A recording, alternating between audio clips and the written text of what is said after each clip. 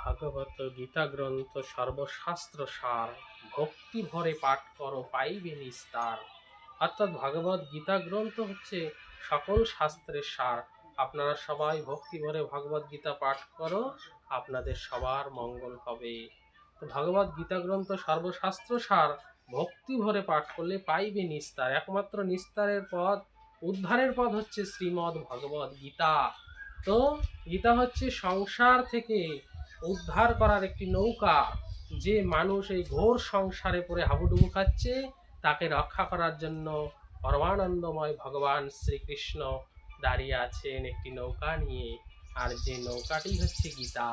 এই গীতাকে যে নিত্য দিনের জন্য সঙ্গী করে নেবেন, তার অন্তিম যাত্রা শুভ হবে, পথে কোনো বিপদ আসবে না। কারণ গরুড় পুরাণ বলছে, আমরা এই জাগতিক জগতে সুখ ভোগ করে এত আনন্দ লাভ করছি, এই আনন্দ আমাদের আনন্দ নয়। এর পরে আছে আমাদের পরবর্তী পথ চলার আনন্দ। তো সেই আনন্দ যদি কর্ম সঠিক থাকে তাহলে রাস্তা সুন্দর, আর যদি কর্ম ভালো না হয় তাহলে সেই রাস্তায় অনেক বাধা আছে।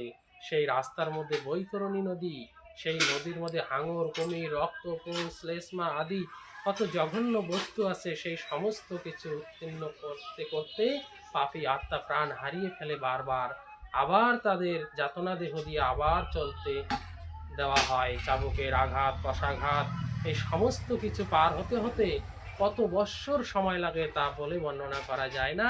তাই আপনারা সবাই সময় থাকতে হরিনাম করো, হরি চিন্তা করো, হরি স্মরণ করো, আপনাদের পরবর্তী যাত্রা মঙ্গল হবে। প্রেম সে বলো রাধে রাধে।